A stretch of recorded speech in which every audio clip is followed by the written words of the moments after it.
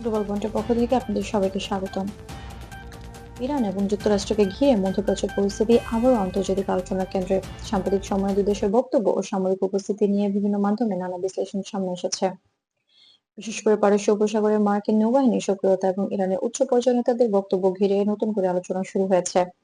কিছু প্রতিবেদনে দাবি করা হচ্ছে, ইরানের সর্বোচ্চ নেতা আয়াতুল্লাহ আলী খামেনি মার্কিন রণতরীকে লক্ষ্য করে কঠোর বার্তা দিয়েছেন। তবে আন্তর্জাতিক সংবাদ মাধ্যম যেমন রয়টার্স, অ্যাসোসিয়েটেড প্রেস এবং বিবিসির সাম্প্রতিক প্রতিবেদনে সরাসরি কোনো নির্দিষ্ট ঘটনা নিশ্চিত তথ্য পাওয়া যায়নি, যেখানে তাৎক্ষণিক সামরিক পদক্ষেপের ঘোষণা দেওয়া হয়েছে। বিশ্লেষকদের মতে এ ধরনের বক্তব্য অনেক সময় প্রতিরোধমূলক ভাষায় দেওয়া হয়, যা অভ্যন্তরীণ বার্তা ও আঞ্চলিক অবস্থান প্রকাশের অংশ হতে পারে। এদিকে পারস্য উপসাগর এবং হরমুজ প্রণালী অঞ্চল বিশ্ব জ্বালানি সরবরাহের জন্য অত্যন্ত গুরুত্বপূর্ণ। আন্তর্জাতিক জ্বালানি সংস্থার তথ্য অনুযায়ী বৈশ্বিক তেল পরিবহনের একটি উল্লেখযোগ্য অংশ এই প্রণালী দিয়ে যাতায়াত করে। ফলে এখানে যে কোনো সামরিক উপস্থিতি বা নিরাপত্তা প্রস্তুতি বৈশ্বিক বাজারে প্রভাব ফেলতে পারে।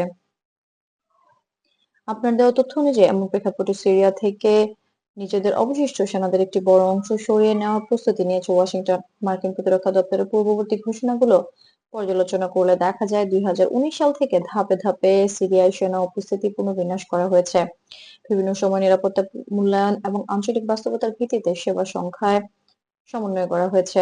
সাম্প্রতিক আলোচনাতেও মার্কিন প্রশাসন বলছে, তাদের লক্ষ্য হচ্ছে সুনির্দিষ্ট নিরাপত্তা মিশন বজায় রাখা এবং অপ্রয়োজনীয় ঝুঁকি এড়িয়ে চলা।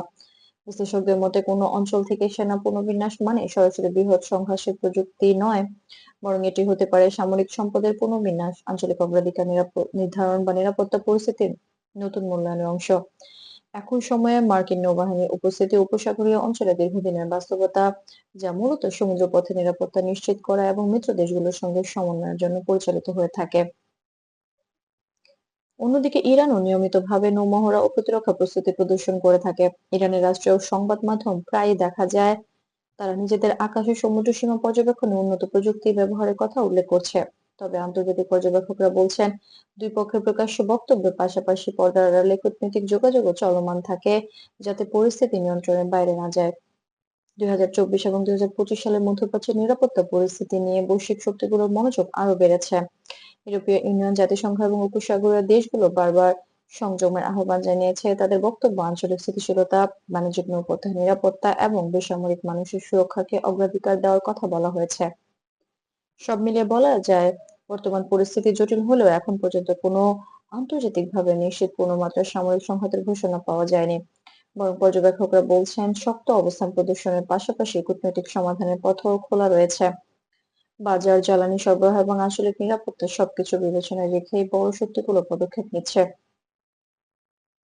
ফুটবল পয়েন্ট মনে করে, এই ধরনের সংবেদনশীল ইস্যুতে যাচাইকৃত তথ্যের উপর নির্ভর করা অত্যন্ত গুরুত্বপূর্ণ। শিরোনাম বা সামাজিক মাধ্যমে প্রচারিত দাবির বাইরে গিয়ে আন্তর্জাতিক নির্ভরযোগ্য সূত্র যাচাই করা প্রয়োজন, যাতে ভুল তথ্য বিভ্রান্তি তৈরি না করে। গ্লোবাল পয়েন্টে দেখার জন্য ধন্যবাদ। আন্তর্জাতিক পরিস্থিতি নিরপেক্ষ ও তথ্যভিত্তিক বিশ্লেষণ পেতে আমাদের চ্যানেলটি সাবস্ক্রাইব করে সঙ্গে থাকুন।